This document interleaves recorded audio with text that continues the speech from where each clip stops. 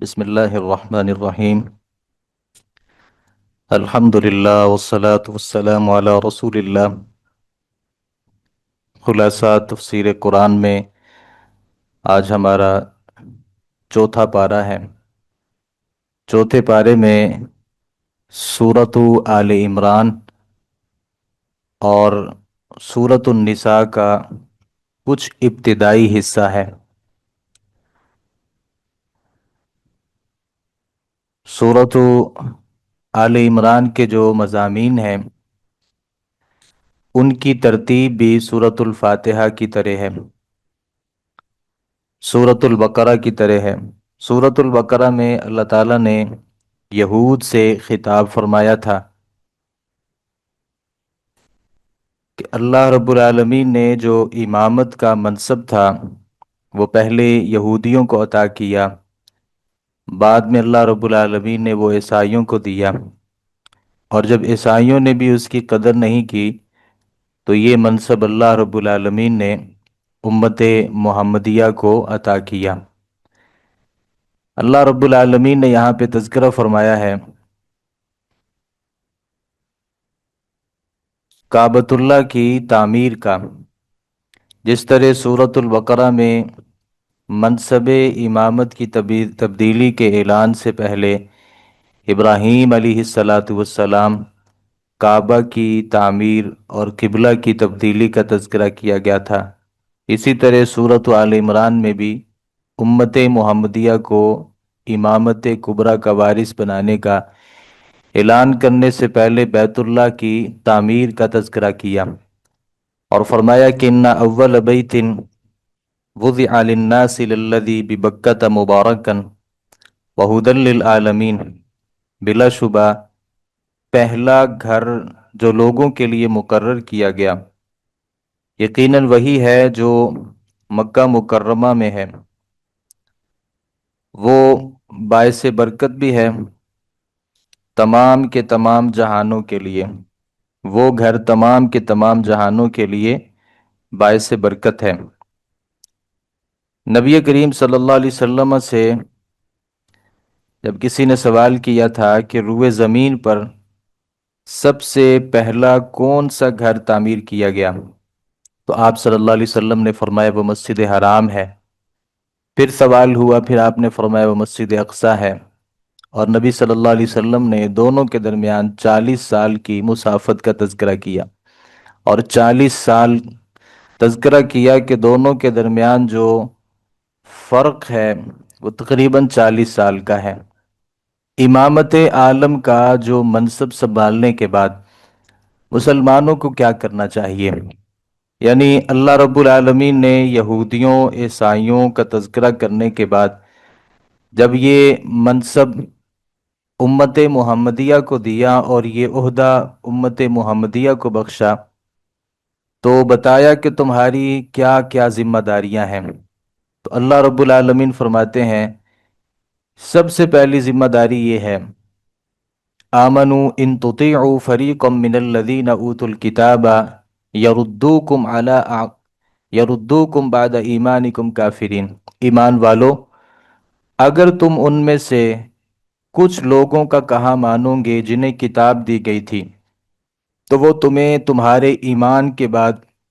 کافر بنا دیں گے۔ پہلی ذمہ داری یہ ہے کہ کبھی بھی آپ نے یہودیوں اور عیسائیوں کا کہا نہیں ماننا، جیسا کہ ہم نے پہلے ذکر کیا تھا کہ مسلمان جو تھے کسی بھی مذہبی کام کے حوالے سے وہ یہود کی طرف دیکھتے تھے، کیونکہ یہودی مذہبی سمجھے جاتے تھے، تو اللہ رب العالمین نے سب سے پہلے مسلمانوں کے دلوں میں جو یہودیوں اور عیسائیوں کا ایک احترام اس صورت میں تھا کہ یہ مذہبی لوگ ہیں، اللہ رب العالمین فرماتے ہیں کہ اگر تم ان کی باتیں ماننا شروع کر دو گے تو وہ تمہیں کافر بنا دیں گے۔ دوسرا، اللہ رب العالمین نے مسلمانوں کو اہل ایمان کو اس بات کا حکم دیا ایمان والو تقوا اللہ، اللہ سے ڈریے، حق تقاتہ ہی، جیسے اللہ سے ڈرنے کا حق ہے، لا تموتن الا وانتم مسلمون، تمہیں کبھی بھی موت اس حالت میں نہیں آنی چاہیے اور کبھی بھی آپ اس حالت میں نہ مریں جبکہ آپ مسلمان ہی نہیں ہیں، یعنی ہمیشہ آپ نے مسلمان رہنا ہے، اللہ رب العالمین کا فرما بردار بن کر کے رہنا ہے۔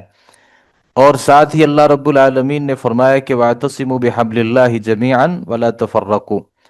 اللہ کی رسی کو مضبوطی سے تھام کے رکھنا ہے، کیونکہ مسلمانوں کا جو مشترکہ دشمن ہے وہ یہودی ہے، عیسائی ہے۔ اگرچہ یہودی اپنے مذہب کے اعتبار سے مختلف ہیں عیسائیوں سے، عیسائی اپنے مذہب کے اعتبار سے یہودیوں سے مختلف ہیں، لیکن مسلمانوں کے خلاف یہ اکٹھے ہیں۔ یہاں تک کہ مسلمانوں کے خلاف یہودی، عیسائی، مشرک، ہندو، الغرض اسلام کے علاوہ جتنے بھی مذاہب ہیں وہ مسلمانوں کے خلاف ایک پیج پر ہیں۔ تو اللہ رب العالمین نے یہاں اس بات کا مسلمانوں کو حکم دیا ہے کہ آپ نے اللہ کی رسی کو مضبوطی سے پکڑنا ہے جو قرآن مجید ہے، اور آپس میں لڑنا نہیں ہے، آپس میں جھگڑنا نہیں ہے، کیونکہ تمہارا جو دشمن ہے وہ بہت طاقتور ہے۔ تمہارا دشمن پرانا بھی ہے اور وہ طاقت میں بھی زیادہ ہے، اور ظاہر ہے یہودی اور عیسائی جب یہ سارے آپس میں مل جاتے ہیں تو یہ اپنی تعداد میں بھی زیادہ ہو جاتے ہیں۔ تو اللہ رب العالمین نے یہاں اس بات کا تذکرہ کیا ہے کہ اللہ سے ڈرنا ہے اور اللہ کی رسی کو مضبوطی سے تھام کر کے رکھنا ہے، اور آپس میں تفرقے میں، اختلافات میں نہیں پڑنا۔ اللہ رب العالمین مزید فرماتے ہیں لا تکونوا کالذین تفرقوا، ان لوگوں کی طرح نہ ہو جاؤ جو الگ الگ ہو گئے اور وہ ایک دوسرے سے کے خلاف ہو گئے اس کے بعد کہ ان کے پاس واضح احکامات آ چکے تھے۔ یہی لوگ ہیں جن کے لیے اللہ رب العالمین کی طرف سے بہت بڑا عذاب ہے۔ یعنی جو تفرقے میں پڑتا ہے، جو اختلافات پیدا کرتا ہے، جو مسلمانوں کی صفوں میں شامل ہو کر کے اختلافات اور فسادات ڈال کر کے مسلمانوں کو آپس میں جھگڑنے پر، لڑائی جھگڑا کرنے پر ابھارتے ہیں، ایسے لوگوں کے لیے اللہ رب العالمین نے عذاب کو تیار کر رکھا ہے۔ اور ساتھ ہی اللہ رب العالمین نے امت محمدیہ کی ایک ذمہ داری یہ بھی ذکر کی ہے، جو ذمہ داری بھی ہے اور یہ ایک خوبی بھی ہے۔ اللہ تعالیٰ فرماتے کنتم خیر امت اخرجت للناس، تم بہترین امت ہو، لوگوں کے لیے نکالی گئی ہو، تأمرون بالمعروف وتنہون عن المنکر، تم نیکی کا حکم دیتے ہو اور برائی سے روکتے ہو،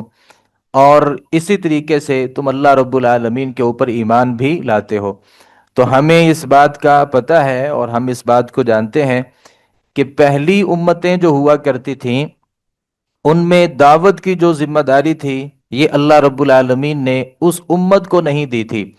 بلکہ وہ ذمہ داری نبی کی ذمہ داری ہوا کرتی تھی، اور جو ان کے انبیاء ہوا کرتے تھے وہی واعظ و تبلیغ کیا کرتے تھے اور وہی لوگوں کو نصیحت کرتے تھے۔ تو اللہ رب العالمین نے یہاں امت محمدیہ کو یہ اعزاز بخشا، اور نبی کریم صلی اللہ علیہ وسلم نے علماء کو کے بارے میں ذکر کیا کہ العلماء ورثۃ الانبیاء، علماء انبیاء کے وارث ہوتے ہیں، اور علماء نے جو ذمہ داری سنبھال رکھی ہے یہ انبیاء علیہم الصلاۃ والسلام کی ہی ذمہ داری ہے، اور انبیاء کے جانے کے بعد اللہ نے یہ ذمہ داری اپنے علماء جو اس امت کے علماء ہیں یہ ان کو عطا کر رکھی ہے۔ تو اللہ رب العالمین نے ایک ذمہ داری یہ بھی عائد کی ہے کہ آپ نے کیا کرنا ہے، جو جس قدر استطاعت رکھتا ہے اور جس کے پاس جس قدر علم ہے وہ اسی قدر لوگوں کو دعوت دے گا اور نصیحت کرے گا۔ آگے اللہ رب العالمین نے جیسا پہلے اس بات کا تذکرہ کیا تھا، یہاں بھی اللہ رب العالمین نے اس بات کا تذکرہ کیا ہے کہ مسلمانوں نے کبھی بھی یہودیوں کو اپنا دوست نہیں بنانا، کبھی بھی عیسائیوں کو اپنا دوست نہیں بنانا۔ اللہ رب العالمین فرماتے ہیں یا ایہا الذین آمنوا، اے ایمان والو، لا تتخذوا بطانة من دونکم، اپنے علاوہ کسی کو بھی دلی دوست نہیں بناؤ، لا یألونکم خبالا، وہ تمہیں نقصان پہنچانے میں کوئی کمی نہیں کریں گے، وہ تمہیں نقصان پہنچانے میں کبھی کمی نہیں کریں گے، وَدُّوا مَا عَنِتُّمْ، وہ تو چاہتے ہیں کہ تم مشکلات میں پڑو، یہودیوں سے دوستی کرو گے، یہودی آپ کو مشکلات میں دھکیلیں گے، عیسائیوں سے اپنی دلی دوستی لگاؤ گے، عیسائی جو ہیں وہ بھی آپ کو مشکلات میں ڈالیں گے۔ اللہ فرماتے ہیں قد بدت البغضاء من افواہہم، ان کی جو دشمنی ہے نا وہ ان کے منہوں سے ظاہر ہو چکی ہے، یعنی وہ مسلمانوں کے خلاف بھی بولتے ہیں، اسلام کے خلاف بھی اپنی زبان درازی کرتے ہیں۔ اور اللہ فرماتے ہیں ما تخفی صدورہم اکبر، جو ان کے دل چھپاتے ہیں نا مسلمانوں کے بارے میں، وہ اللہ فرماتے ہیں اس سے بھی بڑا ہے۔ یعنی یہودی مسلمانوں کے خلاف زبان درازی کرتے ہیں، عیسائی بھی کرتے ہیں، لیکن یہ سارا کچھ نہیں ہے، بلکہ ان کے دلوں میں جو مسلمانوں کے بارے میں ایک نفرت ہے نا، اللہ فرماتے ہیں وہ اس سے بھی بہت بڑی ہے، اور وہ مسلمانوں کے ساتھ بے حد نفرت کرتے ہیں۔ تو اللہ رب العالمین فرماتے ہیں ہم نے تمہارے لیے آیات کو کھول کر کے بیان کر دیا ہے تاکہ تم عقل رکھو اور تم ان باتوں کو سمجھ سکو۔ آگے اللہ رب العالمین نے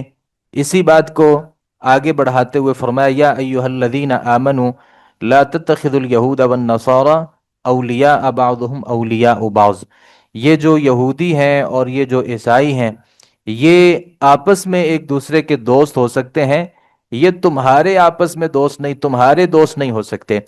اللہ رب العالمین نے اسی بارے میں یہودیوں اور عیسائیوں کا بڑی تفصیل کے ساتھ تذکرہ کر کے پھر مسلمانوں کو اس چیز کا حکم دیا ہے کہ آپ نے اب جہاد کرنا ہے، اور یہ جو یہودی ہیں یا جو عیسائی ہیں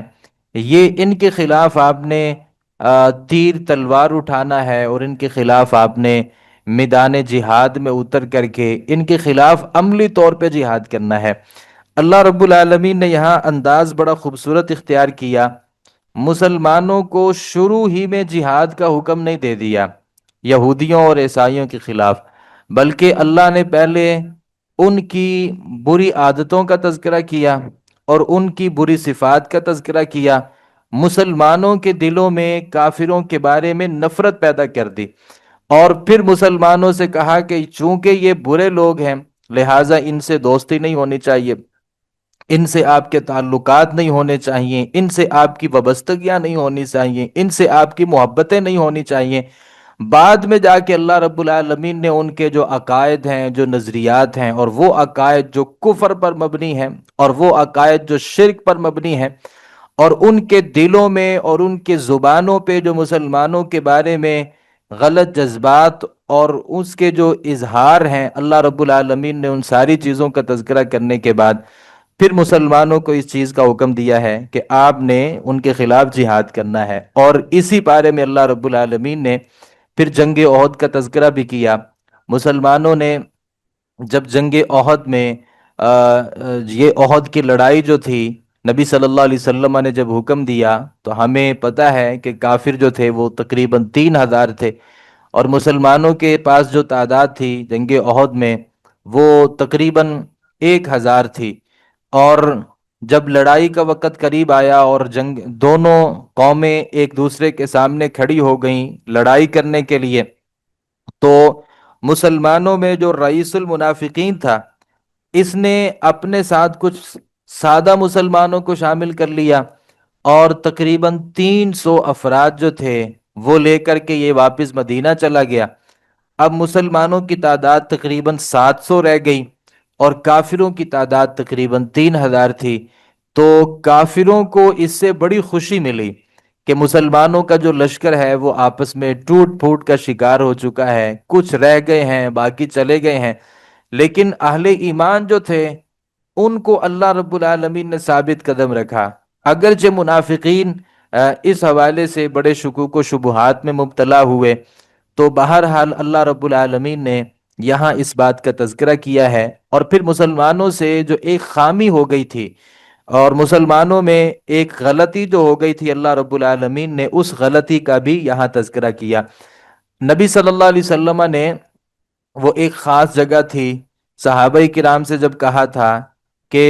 ہم جس بھی حالت میں ہوئے، جیت گئے یا ہار گئے جو بھی صورت ہے، آپ نے اس درے کو نہیں چھوڑنا، اور مسلمان جیت چکے تھے تو جو اوپر درے میں لوگ موجود تھے انہوں نے یہ سمجھا کہ چونکہ ہمیں فتح مل چکی ہے، لہذا انہوں نے اس درے کو چھوڑ دیا اور جو مال غنیمت تھا اس کو سمیٹنا شروع کر دیا۔ نتیجہ یہ نکلا کہ خالد بن الولید رضی اللہ عنہ جب بھی مسلمان نہیں ہوئے تھے، وہ پیچھے سے جا کر کے انہوں نے مسلمانوں کے اوپر جب حملہ کیا تو مسلمانوں کو اس سے بہت بڑا نقصان ہوا، یہاں تک کہ اتنا سارا نقصان ہوا کہ نبی کریم صلی اللہ علیہ وسلم کا جو وجود تھا اور آپ صلی اللہ علیہ وسلم کو بھی اس سے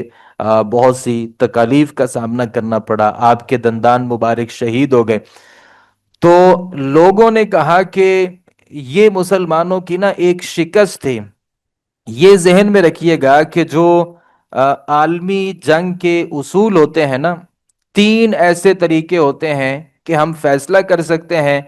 کہ یہ لشکر ہار چکا ہے اور یہ جیت چکا ہے۔ سب سے پہلی بات یہ ہے، فریق مخالف کا جو جھنڈا ہوتا ہے نا وہ جھنڈا گر جائے تو ہم سمجھ سکتے ہیں کہ وہ جو فوج ہے وہ ہار چکی ہے۔ دوسری بات یہ ہے کہ مخالف فوج بھاگ جائے یا وہ گرفتار کر لیے جائیں، اور تیسری بات یہ ہے کہ مخالف فوج کا جو سپہ سالار ہے اسے قتل کر دیا جائے۔ تو یہ تین اصول ہیں۔ جنگ احد میں نبی کریم صلی اللہ علیہ وسلم اور صحابہ کرام نے جو لڑائی لڑی ہے، تینوں باتوں میں سے کوئی ایک کام بھی نہیں ہوا۔ نہ مسلمانوں کا پرچم گرا، نہ مسلمان سارے کے سارے وہاں سے بھاگے، اور نہ ہی مسلمانوں کا کوئی سپہ سالار جو ہے وہ شہید ہوا۔ لہٰذا یہ کہنا کہ یہ جنگ احد میں مسلمانوں کو شکست ملی تھی، یہ غلط بات ہے۔ ہاں نقصان ہوا تھا اور بہت بڑا نقصان ہوا تھا، لیکن اس نقصان کا یہ مطلب نہیں ہے کہ مسلمان جو تھے وہ ہار چکے تھے اور دشمن جیت چکا تھا۔ ایسا کبھی نہیں ہو سکتا کہ نبی کریم صلی اللہ علیہ وسلم ایک جنگ میں شریک ہوں اور مسلمان بھی اس میں شریک ہوں اور وہ جہاد کریں اور اللہ پھر بھی ان کو شکست دے دے۔ نبی صلی اللہ علیہ وسلم کی موجودگی میں اور صحابہ کرام رضوان اللہ علیہ مجمعین کی موجودگی میں یہ ممکن نہیں ہے۔ اور نبی صلی اللہ علیہ وسلم نے صحابی کی فضیلت بیان کی تھی کہ ایک وقت آئے گا دشمن کے خلاف مسلمان لڑیں گے اور سوال کیا جائے گا کیا اس لشکر میں کوئی ایسا آدمی ہے جس نے اللہ کے نبی صلی اللہ علیہ وسلم کو دیکھا ہوگا؟ تو کوئی آدمی کہے گا کہ میں نے اللہ کے نبی صلی اللہ علیہ وسلم کو دیکھا ہے، تو وہ اس ایک صحابی کی وجہ سے اللہ مسلمانوں کو فتح دے دے گا۔ اور ایک صحابی کی وجہ سے اگر اللہ مسلمانوں کو فتح دے سکتا ہے تو جو سارے کے سارے صحابہ کرام تھے اور ان کے جو سپہ سالار ہیں وہ نبی کریم صلی اللہ علیہ وسلم تھے، تو ممکن نہیں ہے کہ مسلمانوں کو یہاں شکست ملی ہو۔ مسلمان یہاں فاتح ہی تھے، البتہ مسلمانوں کو اس سے تھوڑا سا جو نقصان ہے وہ ہوا تھا۔ منافقین کو اس سے ایک موضوع مل گیا، منافقین نے مسلمانوں کے خلاف ایک تحریک کھڑی کر دی اور کہا کہ اگر یہ مسلمان جو ہیں یہ صحیح ہوتے تو ان کو نقصان کیوں پہنچا، اور اگر یہ نبی برحق نبی ہے تو اللہ رب العالمین، ظاہر ہے کوئی کام بھی جب ہوتا ہے تو وہ اللہ کے اذن سے ہوتا ہے نا، تو نبی کو تکلیف کیوں پہنچی اور مسلمانوں کو بہت ساری تکلیفات کا سامنا کیوں کرنا پڑا؟ تو اللہ رب العالمین نے یہاں پھر اس مسئلے کو بھی واضح کیا کہ اللہ یہ پتہ کیوں چاہتا تھا، اللہ یہ چاہتا تھا وَلِيُمَحِّصَ اللَّهُ الَّذِينَ آمَنُوا وَيَمْحَقَ الْكَافِرِينَ، اللہ تو تم میں سے خالص لوگوں کی پہچان کرنا چاہتا تھا۔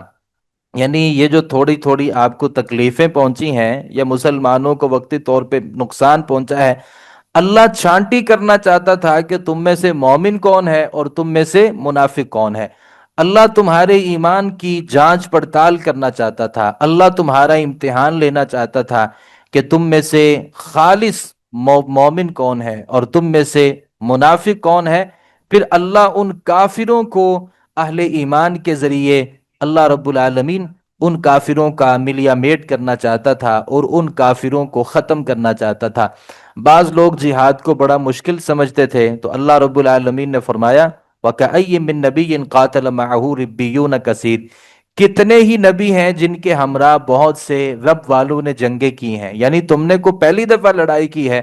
تم سے پہلے جو انبیاء علیہم الصلاۃ والسلام گزرے ہیں ان کے ساتھی بھی تو اپنے نبیوں کے ساتھ مل کے جہاد کرتے تھے، تم نے کو پہلی دفعہ جہاد کیا ہے۔ मा वहानु लिमा असाबहुम फी सबीलिल्लाह, वो तो कमजोर नहीं पड़े। अगर उनके ऊपर कोई मुश्किल मुसीबत आई तो अल्लाह रब्बुल आलमीन फरमाते हैं जो तुमसे पहले लोग थे उन्होंने तो हिम्मतें नहीं हारी, और वो वावेला नहीं करते थे, उन्होंने तो कोई शोर नहीं किया कि हमें क्यों मुसीबत पहुंची है। वा मा महानु लिमा असाबहुम फी सबीलिल्लाह व मा ज़अफ़ू व मस्तकानु, ना उन्होंने हिम्मतें हारी, ना वो कमजोर पड़े, और ना उन्होंने आजिजी के रास्ते को इख्तियार किया, आजिज भी नहीं, आजिजी को भी नहीं दिखाया, बल्कि जब भी नबी ने कहा कि हमने जिहाद के लिए निकलना है तो ये जिहाद के लिए निकलते, और नबी के साथ कंधे के साथ कंधा मिला करके जिहाद करते। तो ये कोई पहली दफा मुसलमानों ने लड़ाई नहीं की, और ये पहली दफा मुसलमानों को नुकसान नहीं हुआ। पहले भी मुसलमान अंबिया के साथ मिलके जिहाद करते थे, और पहले भी जो मुसलमान थे उनको इस जिहाद के रास्ते में मुश्किलात भी पहुंचती थी। आगे अल्लाह रब्बुल आलमीन ने फिर मुसलमानों को थोड़ी सी तसल्ली भी दी, और तसल्ली देते हुए फरमाया ला तहिनु वला तहजनु व अंतुमुल आलऊन, कमजोर ना पड़ो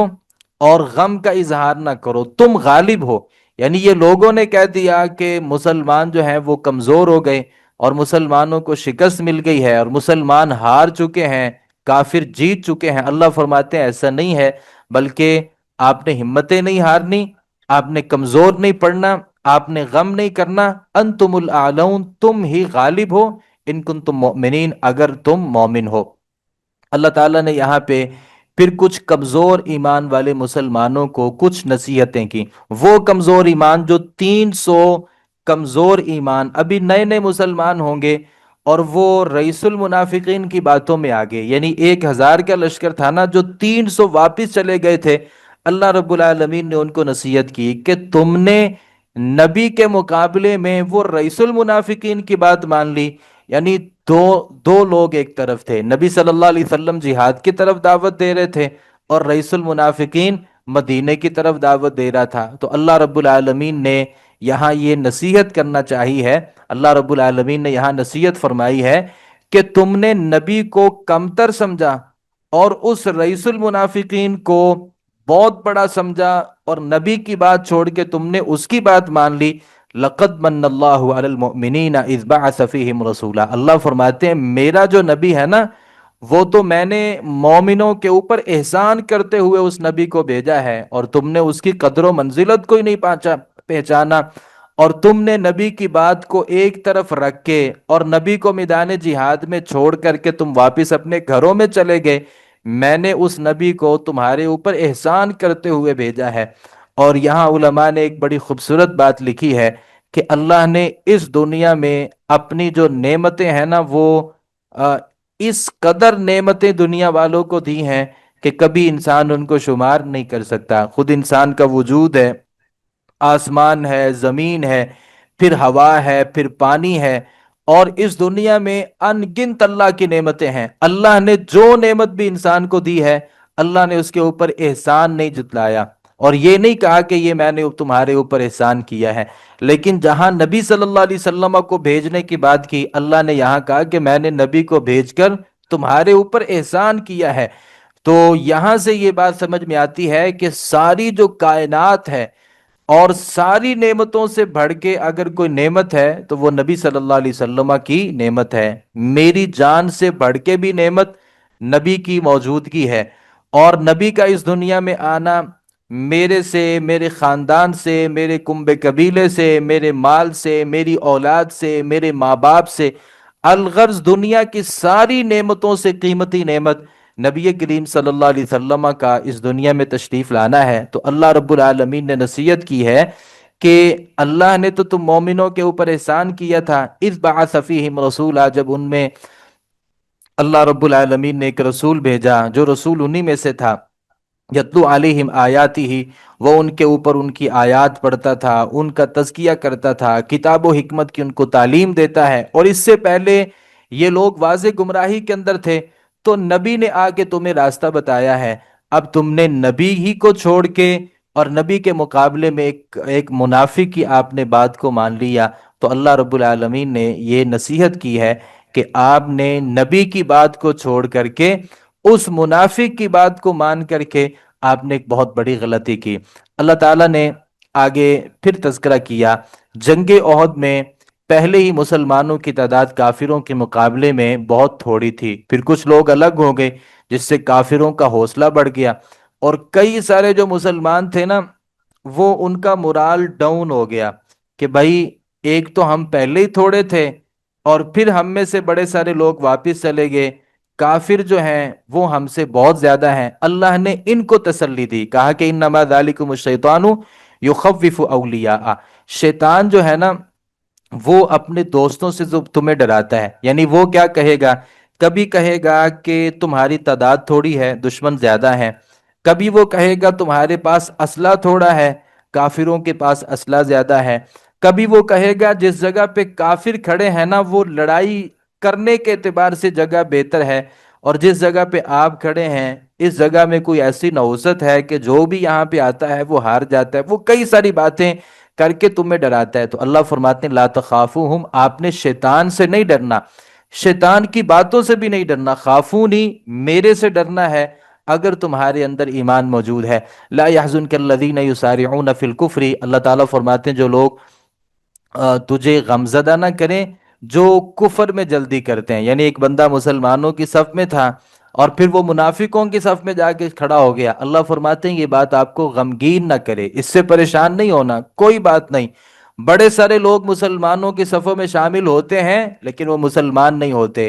اور ہماری زندگی میں بڑے سارے ایسے لوگ آتے ہیں جو زبان سے کہتے ہیں میں آپ کے ساتھ ہوں،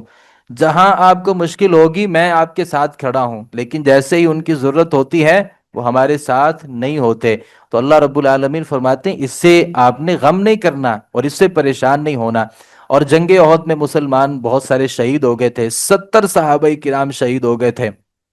اور یہ چھوٹی سی بستی تھی اور تقریباً 700 مسلمان تھے، اور ان میں سے 70 صحابہ کرام کا شہید ہونا اور تقریباً 70 ہی صحابہ کرام کا زخمی ہو جانا، یہ بہت بڑا نقصان تھا، کیونکہ اس سے پہلے اتنا بڑا نقصان مسلمانوں کا نہیں ہوا تھا۔ تو اللہ رب العالمین نے پھر ان شہداء کی عظمت کا تذکرہ کیا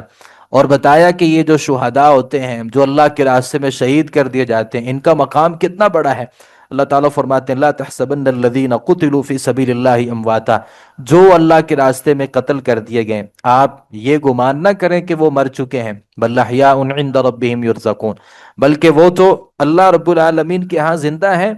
اور وہ انہیں رزق دیا جا رہا ہے، یعنی وہ اللہ کے پاس زندہ ہیں۔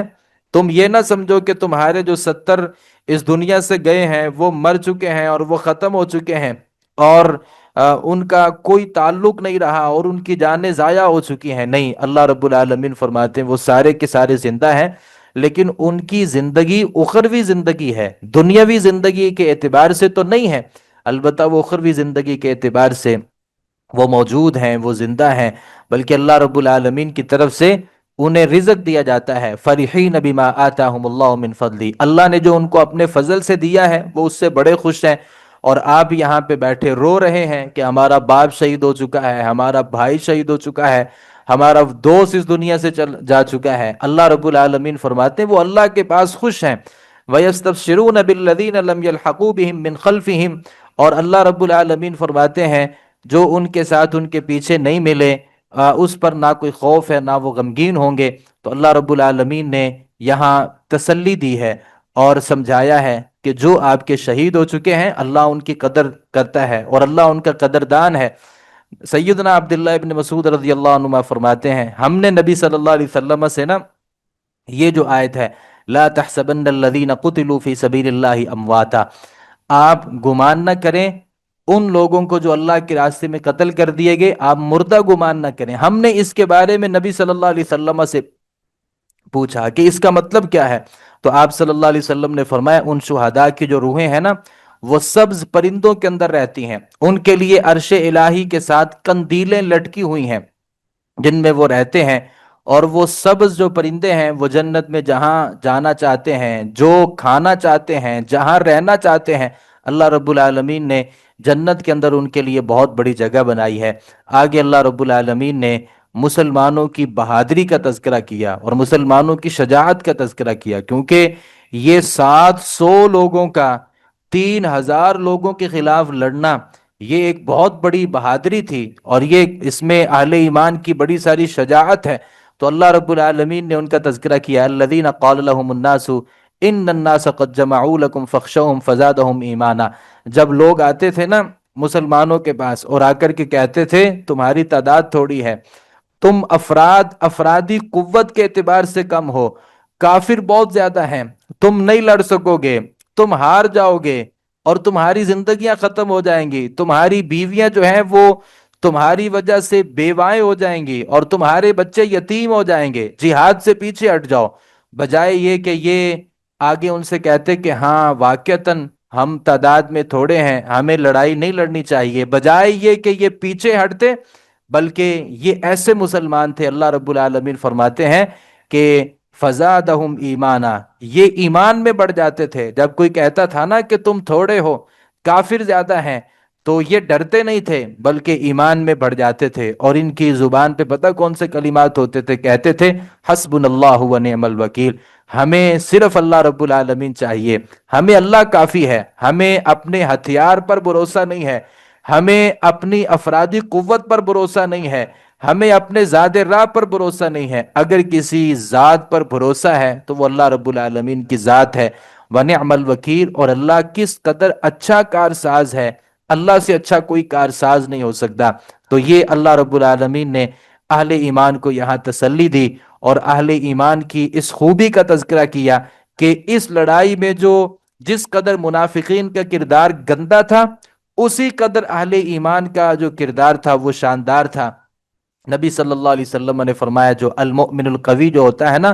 جو طاقتور مومن ہوتا ہے، وہ اللہ رب العالمین کے نزدیک زیادہ پسندیدہ ہوتا ہے، اور اللہ ضعیف مومن سے بڑھ کے طاقتور مومن سے محبت کرتا ہے۔ اور طاقتور مومن کا یہ مطلب نہیں کہ جس کے پاس پیسے زیادہ ہوں، بلکہ طاقتور مومن کا مطلب یہ ہے جو اللہ کی عبادت کرے اور وہ اچھے طریقے سے عبادت کر سکے، اور وہ بڑی بہادری کے ساتھ اور بڑی ہمت کے ساتھ وہ اللہ رب العالمین کی جو عبادات ہیں ان میں اپنے آپ کو مشغول رکھ سکے۔ اللہ تعالیٰ نے آگے تذکرہ کیا کہ جو یہودی ہیں نا، یہ اللہ کے گستاخ ہیں۔ موضوع پہلے بھی یہود تھا، موضوع اللہ نے بعد میں بھی یہود کا رکھا کہ جو یہودی ہیں یہ گستاخ ہیں۔ ایک حدیث ایسی ملتی ہے کہ سیدنا ابو بکر رضی اللہ عنہ کے سامنے کسی یہودی نے کہہ دیا کہ اللہ جو ہے نا وہ فقیر ہے، یعنی اللہ رب العالمین لوگوں سے، مسلمانوں سے، اہل ایمان سے یہ کہتے ہیں کہ آپ نے اللہ کے راستے میں صدقہ دینا ہے، خیرات کرنی ہے۔ تو کسی یہودی نے کہہ دیا کہ ان اللہ فقیر، اللہ فقیر ہے، اللہ کے پاس پیسے ختم ہو گئے۔ تو ابو بکر رضی اللہ عنہ کو بڑا غصہ آیا، تو ابو بکر رضی اللہ عنہ برداشت نہیں کر سکے اور اس یہودی کو تھپڑ مار دیا۔ یہودی شکایت لے کے نبی صلی اللہ علیہ وسلم کے پاس پہنچا اور ساری بات بتائی، اور جناب ابوبکر رضی اللہ عنہ نے بھی ساری بات بتا دی۔ یہودیوں نے صاف انکار کر دیا، یہودیوں نے کہا کہ ہم نے تو اللہ کی کوئی گستاخی کی نہیں، اور ہم نے تو یہ کہا ہی نہیں ہے کہ اللہ فقیر ہے، بلکہ ابو بکر رضی اللہ عنہ نے بلا وجہ ہمیں ایک تھپڑ رسید کیا۔ تو اللہ رب العالمین نے یہ آیت نازل کر دی، کہا لقد سمع اللہ، اللہ نے اس بات کو سن لیا ہے، قول الذین، ان لوگوں کی بات کو، قالو جنہوں نے کہا تھا ان اللہ فقیر، اللہ فقیر ہے، ونحن اغنیاء، اور ہم غنی ہیں، کیونکہ اللہ ہم سے جو پیسے طلب کر رہا ہے اس کا مطلب یہ کہ ہم مالدار ہیں، اللہ غریب ہو چکا ہے۔ تو اللہ رب العالمین نے پھر اہل ایمان کو کہا کہ یہ جو یہودی ہیں جنہیں آپ پتہ نہیں کیا کچھ سمجھتے ہیں اور جن کے خلاف میں تمہیں لڑنے کا، جہاد کرنے کا حکم دیتا ہوں، یہ اللہ کے گستاخ ہیں، یہ اللہ کی گستاخیاں کرنے والے ہیں، اور یہ کہتے ہیں کہ اللہ فقیر ہے، ہم غنی ہے۔ اور ان لوگوں نے، اللہ رب العالمین نے فرمایا کہ قتلہم الانبیاء بغیر حق، انہوں نے تو انبیاء کو بھی ناحق طریقے سے قتل کیا ہے۔ کتنے انبیاء کو ان یہودیوں نے قتل کیا، اللہ رب العالمین نے بڑے سارے انبیاء ان کے پاس بھیجے، یہ یہودیوں نے انبیاء کو اپنی بستیوں سے نکالا اور انبیاء کے اوپر تشدد کیا، یہاں تک کہ انبیاء کو قتل کر دیا۔ اللہ کی گستاخی کرنے والے، اہل ایمان کی گستاخی کرنے والے، اللہ رب العالمین فرماتے ہیں تمہارا ان کافروں کے ساتھ، ان یہودیوں اور عیسائیوں کے ساتھ تمہارا کوئی تعلق نہیں ہونا چاہیے۔ اللہ تعالیٰ نے سورۃ آل عمران کی جو آخری آیات ہیں ان میں اللہ رب العالمین نے مسلمانوں کا اللہ کے ساتھ تعلق مضبوط کرنے کے لیے اللہ تعالیٰ نے کئی ساری باتوں کا تذکرہ کیا، جس میں اللہ رب العالمین کی کچھ نعمتیں ہیں، کچھ اللہ رب العالمین کے انعامات ہیں، کچھ اللہ کی تخلیقات ہیں، اور کچھ اللہ رب العالمین کی ایسی صفات ہیں جو مسلمان کو اللہ رب العالمین کے قریب کرتی ہیں۔ اور ساتھ ہی اللہ رب العالمین نے کئی ساری دعاؤں کا تذکرہ کیا۔ یہ جو آخری رکوع ہے، یہ ہم میں سے ہر کسی کو پڑھنا بھی چاہیے اور اس کے معنی مفہوم کو بھی سمجھنا چاہیے۔ اللہ تعالیٰ نے اس میں اپنی بڑی بڑی تخلیقات کا تذکرہ فرمایا، ان فی خلق السماوات والارض واختلاف اللیل والنہار لآیات لأولی الالباب۔ اللہ تعالیٰ فرماتے ہیں آسمان کی تخلیق میں، زمین میں، دن اور رات کے اختلاف میں عقل والے لوگوں کے لیے بہت بڑی نشانیاں ہیں۔ الذین یذکرون اللہ قیاما، وہ لوگ جو اللہ رب العالمین کا ذکر کرتے ہیں، وہ کھڑے ہوتے ہیں، بیٹھے ہوتے ہیں، اپنے پہلوؤں کے بل ہوتے ہیں، اور وہ آسمان اور زمین کی تخلیق کے بارے میں غور و فکر کرتے ہیں، اور وہ اللہ سے کہتے ہیں ربنا ما خلقت ھذا باطلا، اللہ یہ تو نے آسمان کو بلا وجہ پیدا نہیں کیا، اللہ تو نے زمین کو بلا وجہ نہیں بنایا، تم نے ہواؤں کو، تم نے پہاڑوں کو، پانی کو، الغرض کسی چیز کو بلا وجہ پیدا نہیں کیا۔ اور آگے اللہ رب العالمین نے پھر اس بات کا تذکرہ کیا ہے کہ اگر کوئی بندہ یہ سمجھے کہ مسلمانوں کے پاس تو کوئی چیز نہیں ہے، سارا جو سرمایہ ہے وہ تو ہندوؤں کے پاس ہے، آج بھی اس دنیا میں سرمایہ جو ہے وہ ہندوؤں کے پاس ہے، یہودیوں کے پاس ہے، تو اللہ رب العالمین نے مسلمانوں کو نصیحت کی، لا یغرنک تقلب الذین کفروا فی البلاد، تجھے ان لوگوں کا شہروں میں چلنا پھرنا ہرگز دھوکے میں نہ ڈالے، ان کے پاس پیسے زیادہ ہیں، وہ ادھر سے آ رہے ہیں پھر جا رہے ہیں، پھر آپ ان کے پروٹوکول کو دیکھتے ہیں، ان کی سہولیات کو دیکھتے ہیں کافروں کی، اور آپ یہ سمجھیں کہ یہ کافر دنیا میں بھی اچھے ہیں، اس کا مطلب آخرت میں بھی اچھے ہوں گے؟ نہیں، اللہ رب العالمین فرماتے ہیں اگر دنیا میں یہ تھوڑا سا ان کو فائدہ مل چکا ہے نا، ثم مأواہم جہنم، بعد میں ان کا ٹھکانہ جہنم ہے، وبئس المہاد، اور وہ بہت برا بچھونا ہے۔ آگے اللہ رب العالمین نے اس سورہ مبارکہ کی اختتام کرتے ہوئے ایمان والوں کو 3 نصیحتیں فرمائی، یا ایھا الذین آمنوا، ایمان والو، اصبروا، آپ نے صبر کرنا ہے، صابروا ورابطوا، اور مقابلے میں جمے رہنا ہے، اور جب ان کے خلاف آپ نے لڑنا ہے، مورچوں میں آپ نے ڈٹے رہنا ہے، تو اللہ رب العالمین سے آپ نے صبر استقامت طلب کرنی ہے، اور اللہ رب العالمین سے ڈرنا ہے تاکہ آپ کامیاب ہو سکیں۔ تو یہ جہاد میں ان نصیحتوں کی بہت اہمیت ہوتی ہے۔ آگے سورۃ النساء ہے، اور سورۃ النساء میں اللہ رب العالمین نے اس وقت یہ سورۃ النساء نازل فرمائی کہ مسلمان بڑے سارے شہید ہو چکے تھے، غزوہ احد میں کافی سارے شہداء تھے، جیسا کہ میں نے ذکر کیا کہ 70 اس میں لوگ شہید ہو چکے تھے۔ اب جب یہ لوگ شہید ہوئے تھے تو کچھ کی بیویاں ایسی تھیں جن کو آگے شادی کرنے کی ضرورت تھی، کچھ کی بیٹیاں تھیں تو ان کی بھی آگے نکاح کی ضرورت تھی، تو اللہ رب العالمین نے یہاں جو گھریلو زندگی ہوتی ہے تو اللہ تعالیٰ نے سورۃ النساء میں اس کا تذکرہ کیا، اور یہ سورۃ النساء جو ہے یہ خواتین کے حوالے سے اور ان کی تربیت کے حوالے سے اور معلومات کے حوالے سے اس سورہ مبارکہ کا ایک بہت بڑا دخل اور کردار ہے۔ ہماری ہر بہن کو اس سورہ مبارکہ کا بطور خاص مطالعہ کرنا چاہیے۔ تو اللہ تعالیٰ نے اس کے شروع میں اس بات کا تذکرہ کیا اور بتایا کہ مسلمانوں کی اجتماعی اور معاشرتی جو زندگی ہے یہ اس صورت میں ہو سکتی ہے، یا ایھا الناس اتقوا ربکم، اے لوگو اللہ رب العالمین سے ڈریے، وہ تمہارا رب ہے، الذی خلقکم من نفس واحدہ، اللہ وہ ہے جس نے تمہیں ایک جان سے پیدا کیا۔ چونکہ یہاں ایک دوسرے کے حقوق کا تذکرہ ہے تو اللہ تعالیٰ نے سب سے پہلے یہ ہمارے ماضی کا تذکرہ کیا اور بتایا کہ تم دنیا میں جتنے بھی لوگ ہو سب ایک ماں باپ کی اولاد ہو، یعنی ہم آپس میں مسلمان ایک دوسرے کے بھائی بھائی ہیں، کیونکہ ہماری اوپر ماں بھی ایک ہے، باپ بھی ایک ہے، لہٰذا ساری چیزوں سے بڑھ کے جو ہمارا آپس میں ایک تعلق ہونا چاہیے وہ اسلامی اخوت کا تعلق ہے۔ بسا اوقات جو خونی رشتے ہوتے ہیں یہ بھی اس اسلامی اخوت کا مقابلہ نہیں کر سکتے، اور حقیقت یہ ہے کہ اگر کسی بندے کو سمجھ آ جائے کہ اسلامی اخوت کیا ہوتی ہے تو یہ خونی رشتوں سے بھی زیادہ اہمیت کے حامل ہوتے ہیں۔ اور میں اس کی ایک مثال دینا چاہتا ہوں۔ صحابہ کرام رضوان اللہ علیہم اجمعین نے جب اسلام کو قبول کیا تھا اور مکہ مکرمہ سے جب ہجرتیں کی تھیں، تو جو خونی رشتہ دار تھے انہوں نے تو ان صحابہ کو نکال دیا تھا، اور جب مدینہ طیبہ تشریف لائے تھے تو یہ مدینہ میں جو بھائی تھے یہ سگے بھائی نہیں تھے، بلکہ یہ اسلامی اخوت تھی۔ تو اسلامی اخوت اس قدر قائم ہو گئی کہ نبی صلی اللہ علیہ وسلم نے جب مواخات قائم کی اور مسلمانوں کو آپس میں جب بھائی بھائی بنا دیا،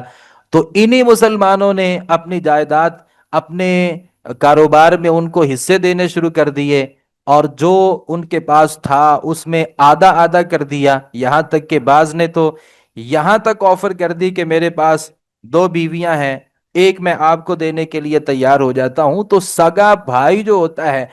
جو خونی رشتے ہوتے ہیں، بسا اوقات وہ بھی یہاں تک نہیں پہنچ سکتے۔ تو اللہ رب العالمین نے جہاں خاندان کی بات کی اور خاندان کی اصلاح کی بات کی، سب سے پہلے اللہ رب العالمین نے یہ اصول سمجھا دیا کہ آپ سب آپس میں بھائی بھائی ہیں، اور اللہ رب العالمین نے ایک باپ اور ایک ماں کے ذریعے آپ کو پیدا کیا ہے۔ وَبَثَّ مِنْهُمَا رِجَالًا كَثِيرًا وَنِسَاءً، اور پھر اس ماں باپ کے ذریعے اللہ رب العالمین نے بہت سے مرد اور بہت ساری عورتوں کو اس دنیا میں پھیلا کر رکھ دیا۔ وَاتَّقُوا اللَّهَ الَّذِي تَسَاءَلُونَ بِهِ وَالْأَرْحَامَ، اللہ تعالیٰ فرماتے ہیں اللہ رب العالمین سے ڈریے، اور اسی وجہ سے تم ایک دوسرے سے رشتے مانگتے ہو۔ تو رشتے کے مطالبے کا جہاں اللہ نے تذکرہ کیا، وہاں اللہ نے اللہ سے ڈرنے کا بھی حکم کی دیا۔ یعنی کوئی بندہ کسی سے رشتہ مانگنے کے لیے جاتا ہے تو اس کے دل میں اللہ رب العالمین کا ڈر اور خوف پیدا ہونا چاہیے، کیونکہ یہ جو رشتے ہوتے ہیں یہ بڑے حساس ہوتے ہیں، اور جو رشتے قائم کیے جاتے ہیں یہ بڑی حساسیت پر مبنی ہوتے ہیں۔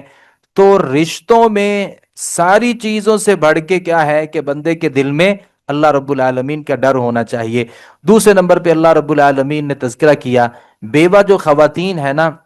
چونکہ میں نے ذکر کیا کہ 70 لوگ شہید ہوئے، اب ان کی جو بیویاں تھیں ان سے لوگوں نے شادی کرنی تھی، تو کسی بندے کے ذہن میں یہ بات نہ آ جائے کہ اس کا خامند فوت ہو چکا ہے، لہٰذا میں اس کی مجبوری سے فائدہ اٹھاؤں اور بغیر حق مہر کے میں اس عورت کے ساتھ شادی کر لوں۔ یا جس کا والد فوت ہو چکا، ظاہر ہے وہ بچی تو یتیم ہو گئی، اب چونکہ اس کا باپ نہیں ہے تو کوئی بندہ اس کا ناجائز فائدہ اٹھائے اور بغیر حق مہر کے اور بغیر اس کو کچھ دیے اس سے نکاح کر لے، تو اللہ رب العالمین نے یہاں نصیحت کی ہے کہ آپ نے ایسا نہیں کرنا۔ وَآتُوا النِّسَاءَ صَدُقَاتِهِنَّ نِخْلَةً فَإِن طِبْنَ لَكُمْ عَنْ شَيْءٍ مِّنْهُ نَفْسًا فَكُلُوهُ هَنِيئًا مَرِيئًا، عورتوں کو ان کے جو مہر ہے نا وہ آپ نے خوش دلی سے دینے ہیں۔ پھر اگر وہ کوئی چیز تمہیں خود سے اپنی دل کی رضامندی سے تمہیں واپس کر دیں، یعنی آپ نے اس کو حق مہر دیا اور اس نے اپنی دلی رضامندی سے وہ پیسے یا وہ جو سونا تھا یا وہ جو حق مہر تھا اس نے آپ کو خود واپس کر دیا، تو پھر آپ اس سے لے سکتے ہیں، آپ اس سے مطالبہ نہیں کر سکتے۔ اور کسی کی مجبوری کا ناجائز فائدہ بھی نہیں اٹھانا اس وجہ سے کہ اس کا باپ یا اس کا خاوند شہید ہو چکا ہے یا اس کا بھائی شہید ہو چکا ہے، لہذا بغیر کچھ دیے آپ نے کسی عورت کے ساتھ شادی نہیں کرنی۔ اور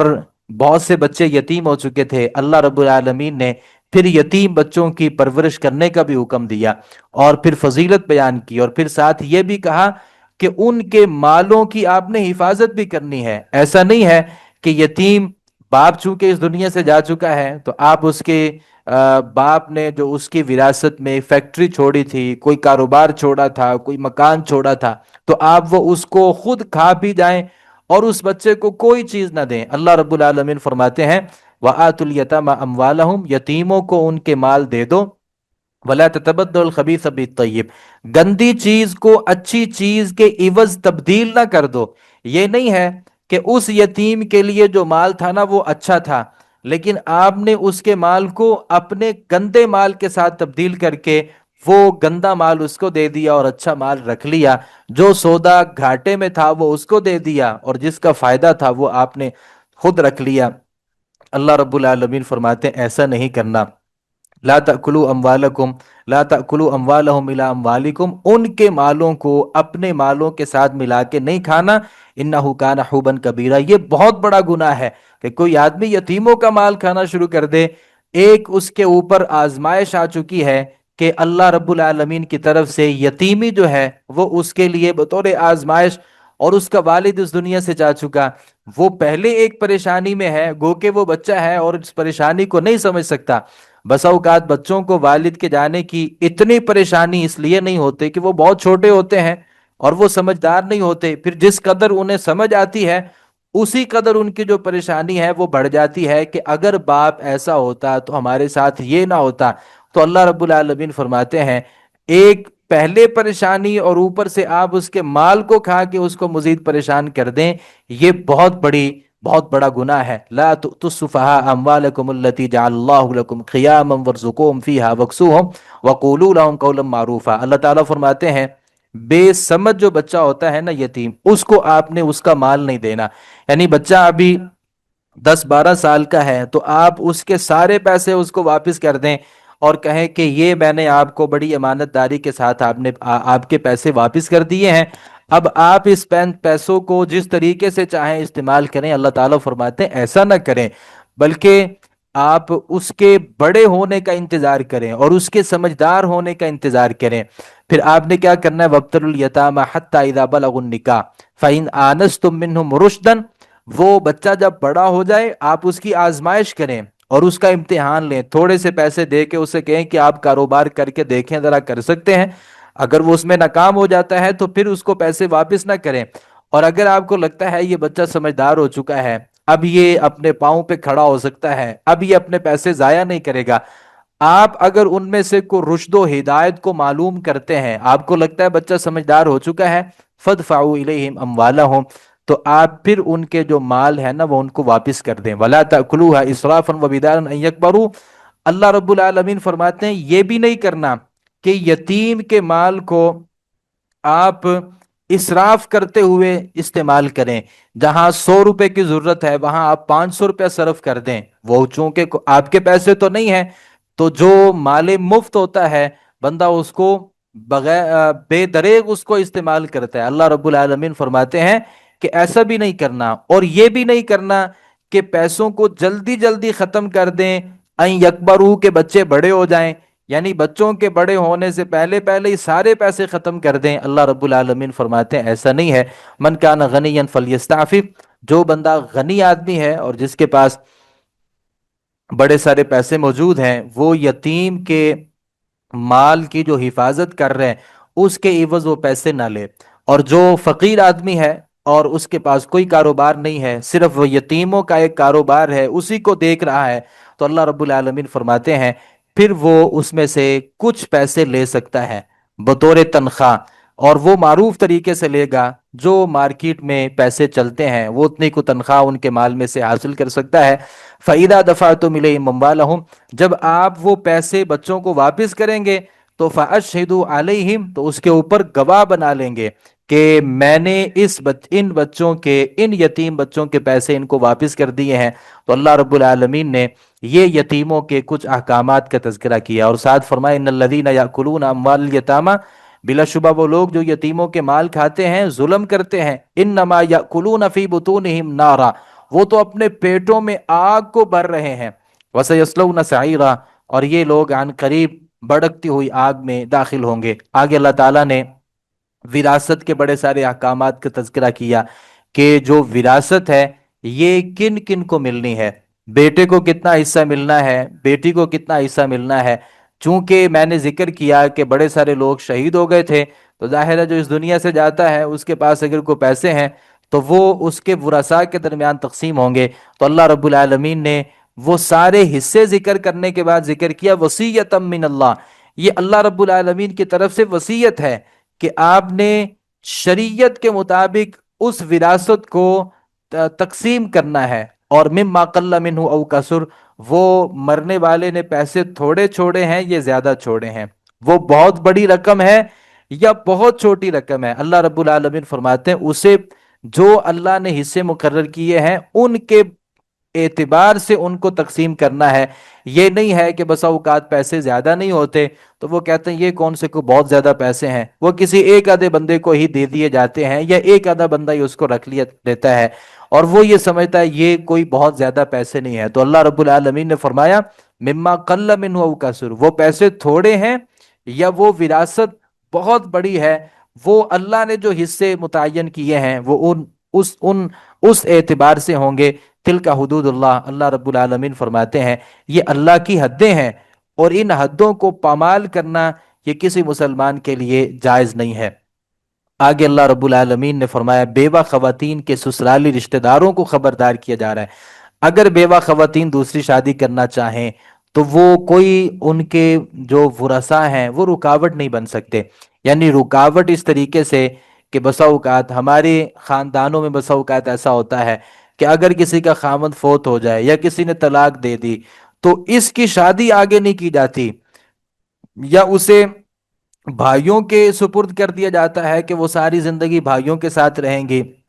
اور ماں باپ جو ہیں وہ بسا اوقات اس دنیا میں ہی نہیں ہوتے۔ تو اللہ رب العالمین فرماتے ہیں کہ آپ شادی میں رکاوٹ نہیں بن سکتے، اگرچہ یہ شادی جو ہے اس میں ولی کی جو اجازت ہے وہ ضروری ہوگی، البتہ عورت کی جو بات ہے اس کا خیال رکھا جائے گا۔ کمواری جو عورت ہوتی ہے نا، اس سے اس کی اجازت طلب کی جاتی ہے، اور اس کی خاموشی جو ہے وہ اس کی اجازت ہوتی ہے، البتہ جو شوہر دیدہ خاتون ہوتی ہے اس سے پوچھا جاتا ہے، اگر وہ اس میں رضامندی کا اظہار کرتی ہے پھر وہاں اس کی شادی ہوگی، اور اگر وہ انکار کر دیتی ہے تو پھر وہاں اس کی شادی کرنا جو ہے وہ جائز نہیں ہے۔ اللہ رب العالمین فرماتے ہیں یا ایھا الذین آمنوا، اے ایمان والو، لا یحل لکم ان ترثوا النساء کرہا، تمہارے لیے حلال نہیں ہے کہ زبردستی عورتوں کے وارث بن جاؤ، ولا تعضلوهن لتذهبوا ببعض ما آتيتموهن الا يأتين بفاحشة مبینہ، اور نہ انہیں اس لیے روک رکھو کہ تم نے انہیں جو کچھ دیا ہے اس میں سے کچھ لے لو، مگر اس صورت میں کہ وہ کھلم کھلا بے حیائی کا ارتکاب کریں اور ان کے ساتھ اچھے طریقے سے رہو۔ فَإِن كَرِهْتُمُوهُنَّ، اگر تم انہیں ناپسند کرتے ہو، فَعَسَىٰ أَن تَكْرَهُوا شَيْئًا، ممکن ہے آپ کسی چیز کو ناپسند کریں جبکہ اللہ رب العالمین نے اس میں بہت ہی خیر اور بھلائی رکھی ہو۔ آگے اللہ رب العالمین نے فرمایا اگر طلاق کی نوبت ہی آ جاتی ہے اور آپ اس کو طلاق ہی دینا چاہتے ہیں تو عورت کا جو دیا ہوا مہر ہے وہ آپ اس سے واپس نہیں لیں گے۔ وَآتَيْتُمْ إِحْدَاهُنَّ قِنْطَارًا، اور آپ اسے ایک خزانہ دے چکے ہیں، یعنی بہت بڑی رقم بھی آپ اسے دے چکے ہیں، لا تأخذوا منه شيئا، آپ اس سے کچھ بھی نہیں لیں گے۔ اتأخذونه بہتانا واثما مبینا، کیا تم اسے بہتان لگا کے سری گناہ کر کے لوگے، یعنی آپ اس کے اوپر کوئی بہتان لگا دیں یا اس کے کردار کے اوپر کوئی بات کریں اور پھر وہ مجبور کریں کہ وہ خود ہی عورت چلی جائے تاکہ وہ جو میں نے اس کو حق مہر دیا ہوا ہے میں اس سے واپس لے لوں۔ اللہ رب العالمین فرماتے ہیں ایسے ہیلے بہانوں کے ذریعے آپ نے اس سے جو حق مہر دیا ہوا ہے وہ واپس نہیں لینا۔ آگے اللہ تعالیٰ نے ان خواتین کا تذکرہ کیا جو محرم خواتین ہیں، اور اسی کے ساتھ اس بارے کا جو اختتام ہے وہ ہو جاتا ہے جن سے آدمی نکاح نہیں کر سکتا۔ نمبر ایک ابدی جو ایسے رشتے ہوتے ہیں جن سے زندگی میں کبھی بھی رشتہ نہیں ہو سکتا، جیسے ماں ہوتی ہے، بہن ہوتی ہے، پھر بیٹی ہے، پھپھو ہے، خالہ ہے، بھانجی، بھتیجی، ساس، بہو، ان رشتوں سے نسبی تعلق ہوتا ہے، یہ حرام ہے، اور اگر رضاعت یعنی دودھ کا تعلق ہے تب بھی یہ حرام ہے۔ اسی طرح بیوی کی سابقہ خاوند سے بیٹی جو ہوتی ہے، یعنی آدمی نے شادی کی اور اس کی بیوی پہلے سے ہی ایک بیٹی لے کر کے آئی اور اس بیٹی کا جو خاوند ہے وہ کوئی اور ہے،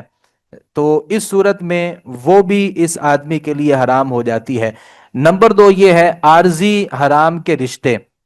جب تک ایک عورت آپ کے نکاح میں موجود ہے تو ظاہر ہے اس کی جو بہن ہوتی ہے اس سے بھی نکاح نہیں ہو سکتا۔ اگر آپ کی بیوی اس دنیا سے چلے جاتی ہے یا وہ آپ کی زندگی سے چلے جاتی ہے تو پھر ظاہر ہے اس سے نکاح ہو سکتا ہے، پھوپھی اور خالہ سے نکاح نہیں کیا جا سکتا۔ اسی طرح ہر وہ عورت حرام ہے جو کسی سے رشتہ ازدواج میں منسلک ہو، یعنی وہ کسی کی بیوی ہے تو ظاہر ہے آپ جب تک وہ اس کی بیوی ہے آپ اس سے نکاح نہیں کر سکتے،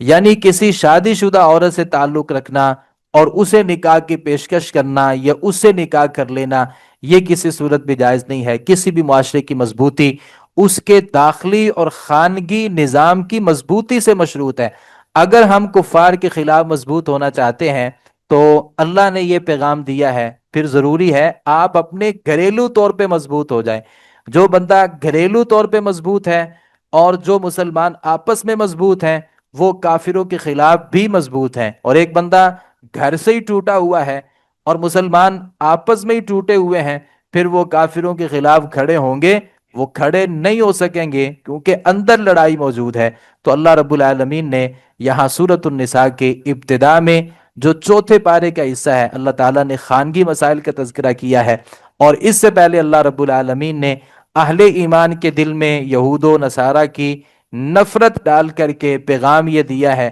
بوقت ضرورت جب اللہ رب العالمین موقع دے اور جب ایسی صورت ہو اور جہاد مسلمانوں پر فرض ہو، پھر ان کے خلاف جہاد کرنا اور ان کے خلاف لڑنا، یہ ایک اہل ایمان اور ایک مسلمان کی ذمہ داری ہے۔ اللہ رب العالمین سے دعا ہے ہمیں صحیح معنوں میں قرآن مجید کو سمجھنے، اس پر عمل پیرا ہونے کی توفیق عطا فرمائے۔ وما علینا الا البلاغ المبین۔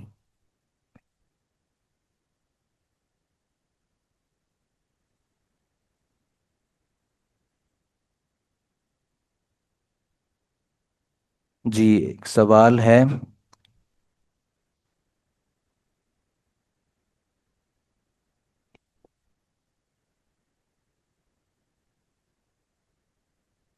السلام علیکم سر، مجھے ایک سوال پوچھنا تھا آپ سے۔ جی جی سر جی، سورہ بقرہ میں آیت نمبر اب میرے ذہن سے سکپ ہو گئی، اس میں ایک جگہ اللہ تعالیٰ نے ارشاد فرمایا ہے قرآن پاک میں کہ بنی اسرائیل پر روزے فرض کیے گئے اور نماز، اور اللہ تعالیٰ نے یعنی کہ ان کو بھی نماز دی، جبکہ ہمارا عقیدہ یہ ہے کہ معراج کا تحفہ ہے نماز، تو اس پہ تھوڑی سی روشنی ڈال دیں۔ جی، اگر میں آپ کی بات سمجھا ہوں تو آپ کا سوال یہ ہے کہ پہلی امتوں میں بھی یہ فرض تھا، جبکہ ہمیں یہ سمجھ ہے کہ معراج کے موقع پر نماز فرض ہوئی، تو پہلی امتیں بھی نماز پڑھتی تھیں اور پہلی امتیں بھی روزہ رکھتی تھیں۔ البتہ مسلمانوں کے اوپر جو نماز فرض ہوئی ہے وہ بعد میں جا کے ہوئی ہے، اور نماز کے فرض ہونے سے پہلے ہی نبی صلی اللہ علیہ وسلم نماز پڑھا کرتے تھے، جیسا کہ جبرائیل علیہ الصلاۃ والسلام جب پہلی دفعہ نبی صلی اللہ علیہ وسلم کے پاس غار حرا میں تشریف لائے تھے تو وہاں آپ صلی اللہ علیہ وسلم عبادت کی غرض سے جایا کرتے تھے، اپنے طریقے سے نماز پڑھتے تھے۔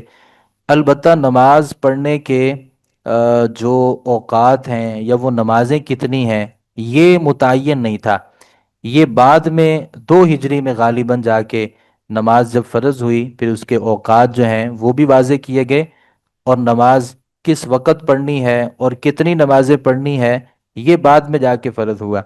البتہ نماز جو تھی وہ اس سے پہلے بھی موجود تھے، روزے جو ہیں یہ بھی اس سے پہلے موجود تھے۔ یا ایھا الذین آمنوا کتب علیکم الصیام کما کتب علی الذین من قبلکم،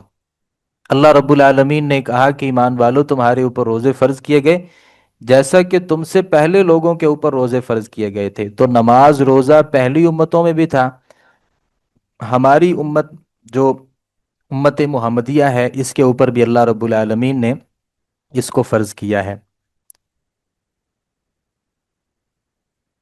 ٹھیک ہے، جزاک اللہ خیرن کثیرہ فی الدارین۔ جی یہ ایک اور سوال ہے، اگر رمضان میں میوزک ہو یونیورسٹی یا میں تو کیا کریں؟ ایسی جگہوں سے اجتناب کرنا چاہیے جہاں میوزک ہوتا ہے۔ صحابی رسول کے بارے میں آتا ہے غالباً عبداللہ بن عمر رضی اللہ عنہ کے بارے میں کہ وہ اگر ایسی جگہ سے گزرتے تو اپنی انگلیاں اپنے کانوں میں ڈال لیا کرتے تھے، اور وہ کوشش کرتے تھے کہ وہ میوزک اور جو موسیقی ہے اس کو نہ سنیں۔ تو یا تو ایسی جگہ پہ نہ جائیں، اور اگر جانا ضروری ہو تو کوشش کرنی چاہیے کہ کسی طریقے سے آپ اس جگہ پہ موجود نہ ہوں جہاں پہ میوزک ہے۔ ہم میوزک کو بند بھی کروا سکتے ہیں اگر ہمارے پاس اس کی استطاعت موجود ہے، نہیں تو اس جگہ کو چھوڑ سکتے ہیں۔ یہ تو آپ نے رمضان کی بات کی ہے، رمضان سے ہٹ کے بھی یہی ہے، یعنی غیر رمضان کے اندر بھی ہماری یہی صورت ہونی چاہیے کہ جہاں میوزک ہو موسیقی ہو نہ وہاں بیٹھنا چاہیے، اور اگر وہاں موجود ہیں تو اللہ رب العالمین نے تذکرہ کیا ہے قرآن مجید میں کہ ایسی جو مجلس ہوتی ہے لا تقعدوا معہم، ان کے ساتھ نہ بیٹھیں، حتی یخوضوا فی حدیث غیری، یہاں تک کہ وہ کسی اور چیز میں مشغول ہو جائیں۔ جب تک وہاں پہ اللہ رب العالمین کی نافرمانی والے کام ہیں تو وہاں بیٹھنا اور وہاں رہنا کسی مسلمان کے لیے ایسے جائز نہیں ہوتا۔ تو استاد محترم، اگر ایک گھر میں ہے کہ مثلا وہاں پہ میوزک عام چلتا رہتا ہے، تو روکنے سے بھی وہ نہیں رکتے، یہ سمجھتے نہیں ہے کہ ہم قرآن پڑھ رہے ہیں، نماز پڑھ رہے ہیں، جیسے بھی ہے، لیکن وہ ٹک ٹاک وغیرہ اس طرح سے میوزک چلتا رہتا ہے، تو اس کا گناہ ہم پہ تو نہیں ہوگا نا؟ کہ گھر میں کوئی ایسی جگہ بھی نہیں ہے کہ جہاں پہ ہم جائیں اور ہمارے کانوں میں اس کی آواز نہ پہنچے۔ اور اس جگہ میں آپ کا رہنا ضروری ہے، یعنی آپ وہ جگہ بھی تبدیل نہیں کر سکتے۔ جی بالکل۔ ہاں، تو پھر آپ ان کو نصیحت کر سکتے ہیں۔ رشتہ دیکھا جائے گا کہ رشتہ کیسا ہے۔ بسا اوقات اللہ کے لیے جو ناراضگی ہے اسے اختیار کرنا پڑتا ہے، آپ اس سے ناراض ہو سکتے ہیں، کوئی بھی طریقہ ہو سکتا ہے سمجھانے کا، تو ہم تو سمجھا ہی سکتے ہیں، باقی جو اس میں نتیجے ہیں وہ اللہ رب العالمین کے پاس ہیں۔ تو جس قدر کوشش ہو ہمیں اپنی پوری کوشش کر کے ایسی چیزوں سے لوگوں کو باز رکھنے میں اپنا کردار ادا کرنا چاہیے۔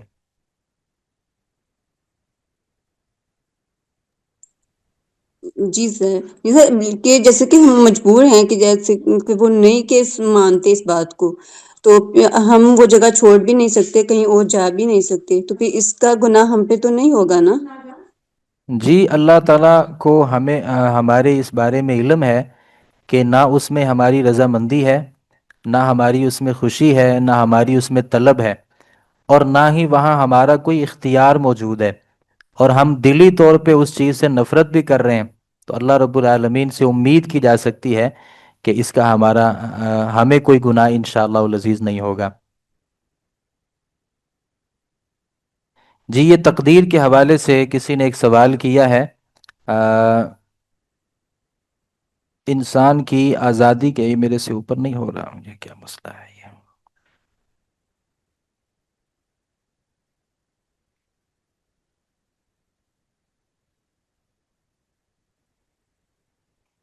جی، اگر سب کچھ اللہ تعالیٰ کے علم میں ہے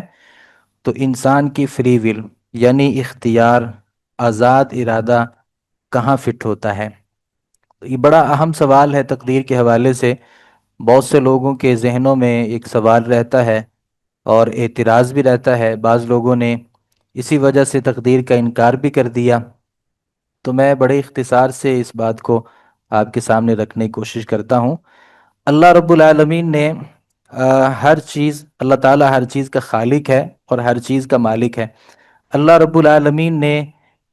انسان کو جب پیدا کیا تو اس کے سامنے دو راستے رکھے، اما ہدینہ السبیل اما شاکرا و اما کفورا، بتایا کہ یہ سیدھا راستہ ہے اور یہ غلط راستہ ہے، اگر اس راستے پہ چلو گے تو ٹھکانہ جنت ہے، اس راستے پہ چلو گے تو ٹھکانہ جہنم ہے، اور دونوں راستے اس کے لیے آسان کر دیے کہ وہ کسی بھی راستے کو اختیار کر سکتا ہے۔ لیکن اللہ رب العالمین کو پتہ ہے اس نے کس راستے کو اختیار کرنا ہے، تو اللہ تعالیٰ نے اپنے علم کے مطابق اس کے بارے میں لکھ دیا کہ یہ جنتی ہے، اور اپنے علم کے مطابق کسی کے بارے میں لکھ دیا کہ یہ جہنمی ہے۔ اب بندہ اس کے مطابق عمل کرتا کرتا جنتی ہو جاتا ہے یا جہنمی ہو جاتا ہے، تو لوگ کہتے ہیں چونکہ اللہ نے لکھا تھا یہ جہنمی ہے تو وہ جہنم میں گیا، اور اللہ نے لکھا تھا کہ یہ جنتی ہے تو وہ جنت میں گیا، تو لوگ اس میں قصوروار اللہ رب العالمین کو ٹھہراتے ہیں۔ جبکہ یہاں میں ایک مثال سے بات سمجھاؤں گا۔ میں ایک استاذ ہوں اور میرے پاس کچھ بچے پڑھتے ہیں، تو میں سال کی ابتدا میں کسی بچے کے بارے میں کہہ دیتا ہوں، اور اس کی صورتحال کو دیکھ کر کے کہ یہ بچہ فیل ہو جائے گا۔ اب سال وہ پڑھتا رہتا ہے اور اس کی پڑھنے کی صورت بہتر نہیں ہوتی، بالآخر وہ بچہ فیل ہو جاتا ہے۔ اب سال بعد وہ اگر استاد کو غلط ٹھہرائے کہ آپ نے چونکہ کہا تھا کہ میں نے فیل ہونا ہے، میں اس وجہ سے فیل ہو گیا ہوں، تو استاد کا قصور نہیں ہے۔ انجینئر ایک بلڈنگ بناتا ہے اور وہ بتاتا ہے کہ یہ 100 سال تک رہے گی، اور وہ واقعتاً 100 سال تک رہتی ہے اور اس کے بعد گر جاتی ہے، قصور اس میں اس انجینئر کا نہیں ہوتا، بلکہ اس نے اپنا ایک علم بتایا ہوتا ہے۔ اللہ رب العالمین نے بھی اپنے علم کے ذریعے بندے کے بارے میں بتایا کہ یہ جنتی ہے اور یہ جہنمی ہے۔ اگر کوئی آدمی اللہ کے لکھے ہوئے کے مطابق وہ جنت میں چلا گیا یا جہنم میں چلا گیا، تو اس میں اللہ رب العالمین قصوروار نہیں ہے، بلکہ اللہ تعالیٰ نے اپنے کامل علم کے ذریعے اس کے بارے میں فیصلہ کیا۔ اور بندے کو جو اللہ تعالیٰ نے اختیارات دے رکھے ہیں، یہ بڑے واضح اختیارات ہیں، یعنی کبھی ایسا نہیں ہوا کہ کوئی آدمی مسجد میں آنا چاہ رہا ہو تو اللہ رب العالمین کی طرف سے اس کے لیے مسجد کے دروازے ہی بند کر دیے جائیں اور یہ کہا جائے کہ تم مسجد میں نہیں آ سکتے۔ ایسا تو نہیں ہے۔ کوئی آدمی گناہ کرنا چاہتا ہے، اسے اس کا موقع ملتا ہے، کوئی آدمی نیکی کرنا چاہتا ہے، اسے اس کا موقع ملتا ہے۔ تو اللہ رب العالمین کی طرف سے بندے کو آزاد رکھا گیا ہے، صحیح اور غلط راستے کی وضاحت کی گئی ہے۔ اب وہ جس راستے کو اختیار کرے گا وہ اسی کے مطابق وہ اس کی زندگی ہوگی۔ دوسرے الفاظ میں یہ سمجھ لیجئے کہ جو اللہ رب العالمین نے لکھا ہے انسان اس کا پابند نہیں ہے، بلکہ اللہ رب العالمین نے جو لکھا ہے وہ بندے کے عمل کو دیکھ کر کے لکھا ہے، لہذا ہر انسان آزاد ہے اور اسے کس راستے کو اختیار کرنا ہے اس کا پورا اختیار اس کے پاس ہے۔ اللہ رب العالمین کسی کے اوپر زور زبردستی نہیں فرماتے، پھر بندہ جس قدر عمل کرتا ہے اسی قدر اس کا جو انجام ہے وہ اس کے لیے واضح ہوتا ہے۔ البتہ اللہ رب العالمین نے بندے کو پیدا کرنے سے پہلے ہی جو تقدیر کو لکھ دیا ہے وہ اللہ نے اپنے علم کے مطابق لکھا ہے، اور اللہ رب العالمین اپنے علم میں اس قدر مضبوط ہیں کہ اللہ رب العالمین کا کوئی لکھا ہوا جو فیصلہ ہے وہ غلط ثابت نہیں ہو سکتا، اور اللہ نے وہ لکھا ہے جو انسان کی طبیعت تھی اور جو انسان کا مزاج تھا۔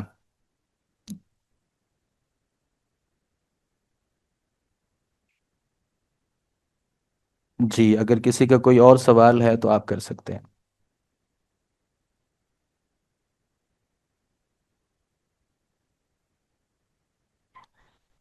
سبحانک اللہم وبحمدک اشہد ان لا الہ الا انت استغفرک واتوب الیک۔ السلام علیکم ورحمۃ اللہ وبرکاتہ۔